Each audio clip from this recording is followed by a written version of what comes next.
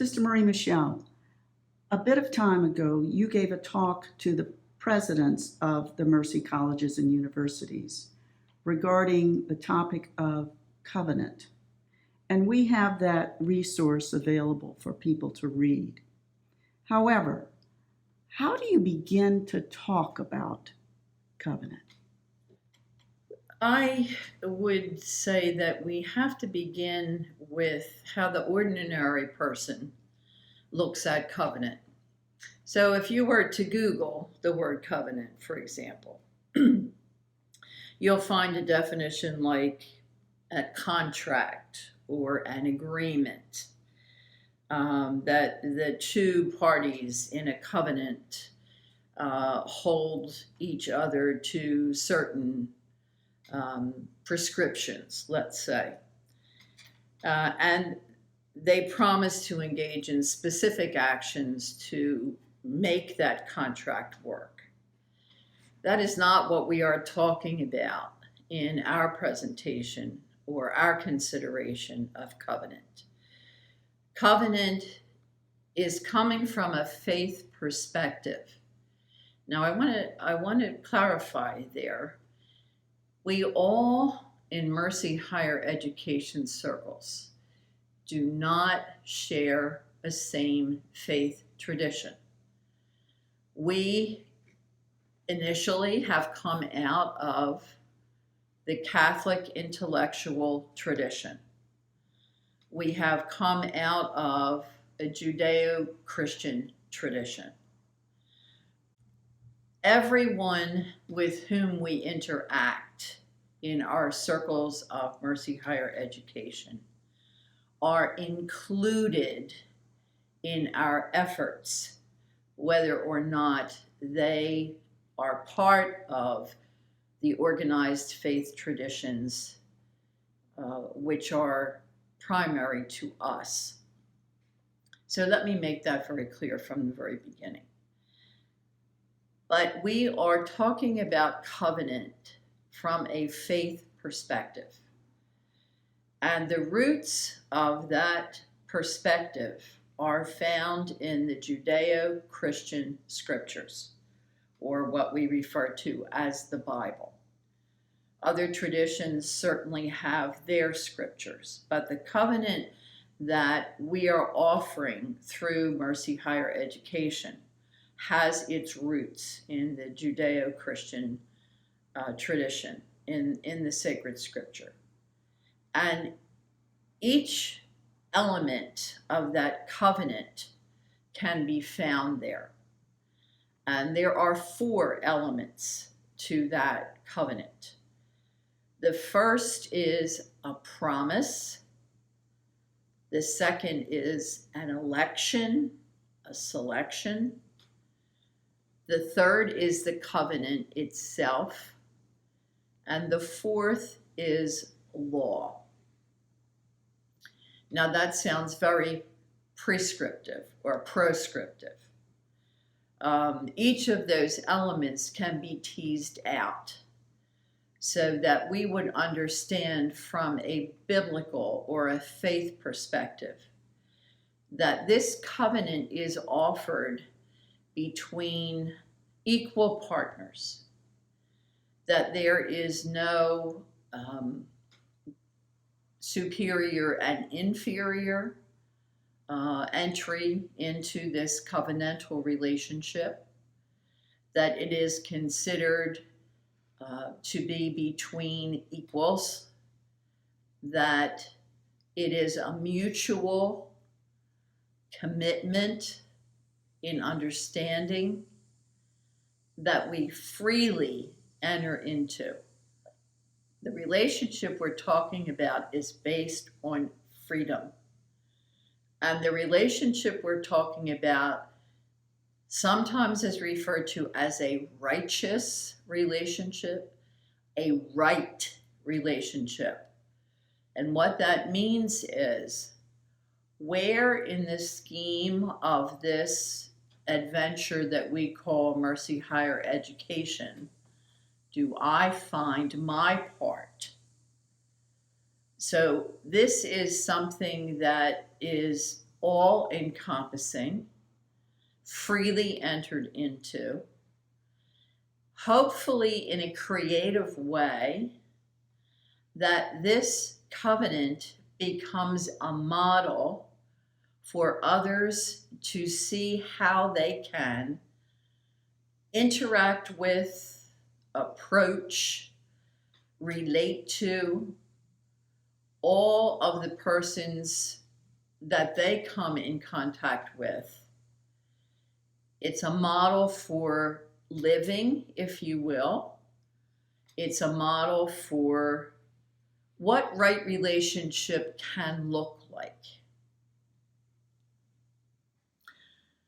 One of the questions that frequently can be posed with regard to a covenant, why a covenant for the Conference of Mercy Higher Ed and their member institutions? If covenant is about relationship,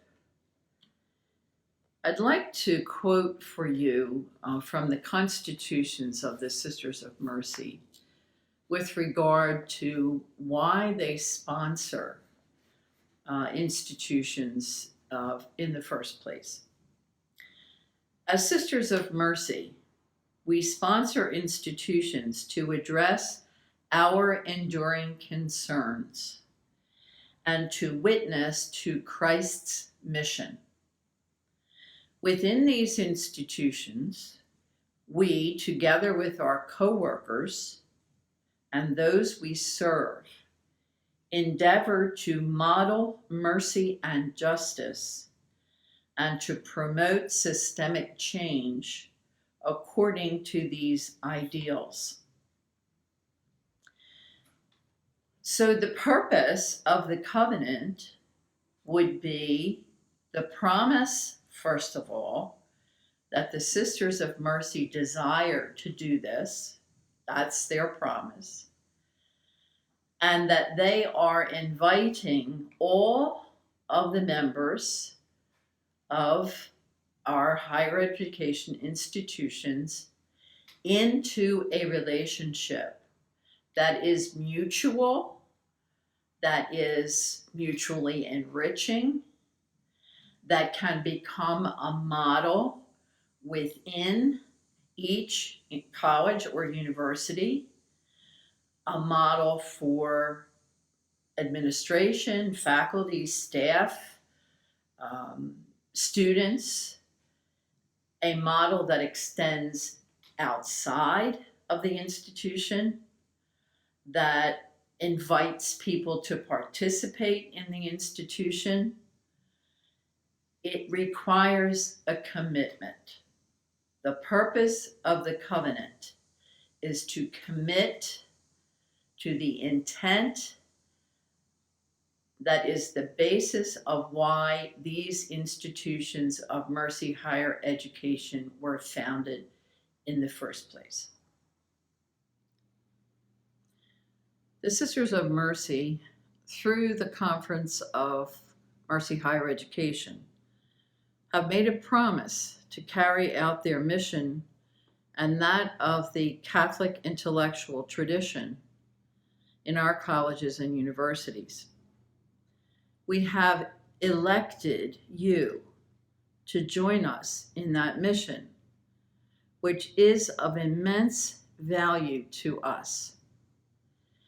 Let me just stop and say a word about value. A value is something that is important to a person, to a group. The Sisters of Mercy and the Conference of Mercy Higher Education have claimed as really important the tradition of Catholic mercy intellectual tradition. We can't make anyone else value that tradition.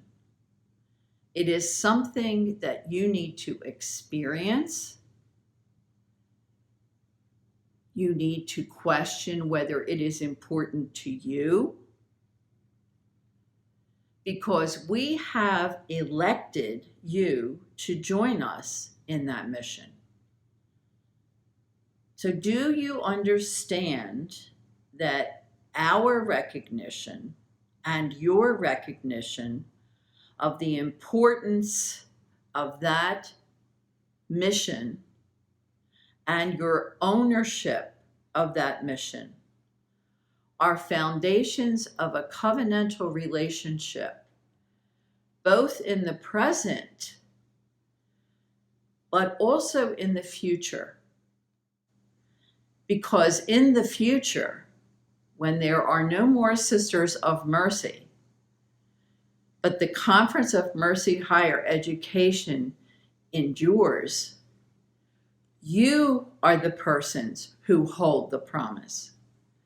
You are the persons who will offer that mission to persons who are not yet even in our consciousness.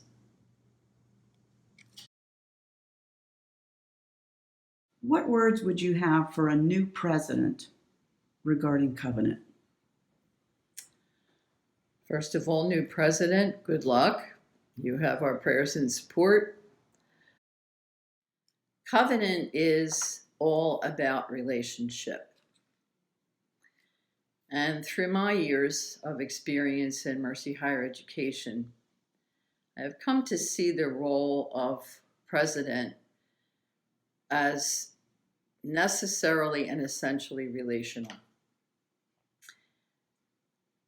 I also have come to understand that the role of president in an institution of Mercy Higher Education is that of a steward in the sense of what we see in the gospel stories of stewards. Jesus talks about stewards all the time, good ones and bad ones and lazy ones and whatever. A steward in the biblical understanding is someone who is entrusted because of a relationship with a legacy, a treasure, something valuable that is not intended to belong to them, but is intended to be passed on to others, to those who are in need of it, so that the steward is in relationship to the persons who do the entrusting, to whom they are responsible, and also in relationship with the persons to whom the legacy is intended to go.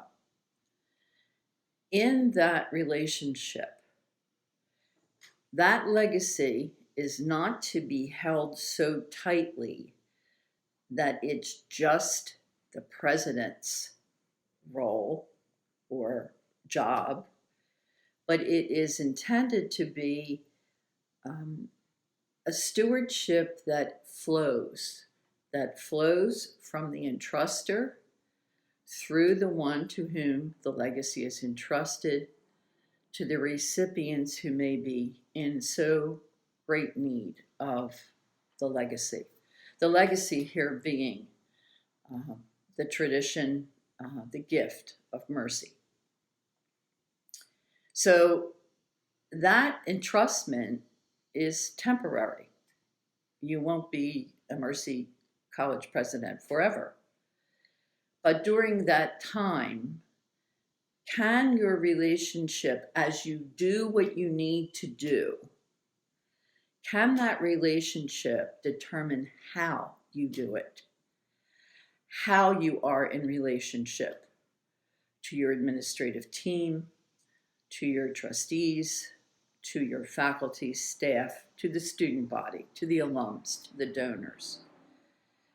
How are you stewarding that legacy of Mercy Catholic Higher Education?